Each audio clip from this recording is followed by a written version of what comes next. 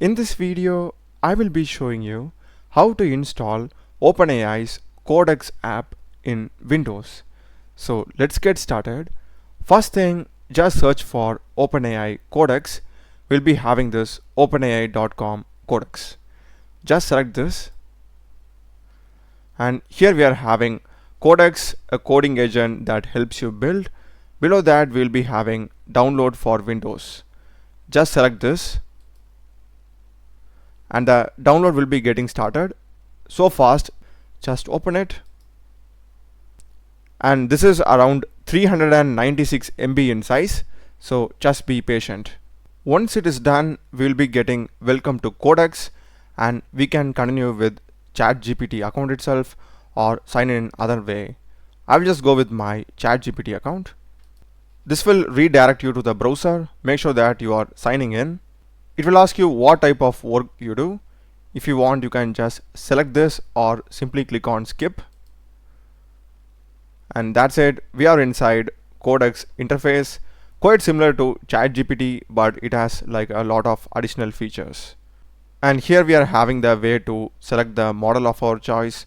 We are having GPT 5.4, 5.5, and also the other models. And to the left, we are having some options: new chat, search, and we are having the plugins. So with the help of these plugins, we will be able to access other external tools, and all the external tools are categorized. So for coding, we are having these many. Design, we are having this. Lifestyle, productivity. So many external tools that we can manage over here.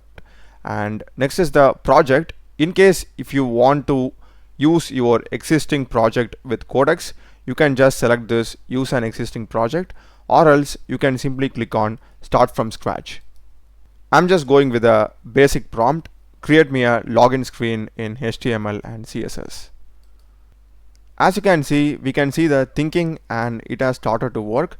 It's creating some files, for example index.html and the styles.css, and we have got the website. So it's giving the code that it has added, like what exactly we used to see in GitHub, like a pull request. We'll be having the code that is added in green color, code that is removed in red color. So we have got that.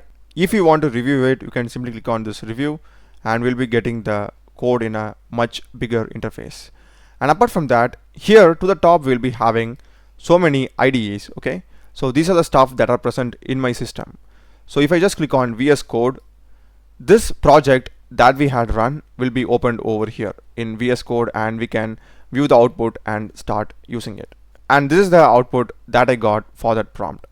And apart from this, there are so many other features. You can simply explore it.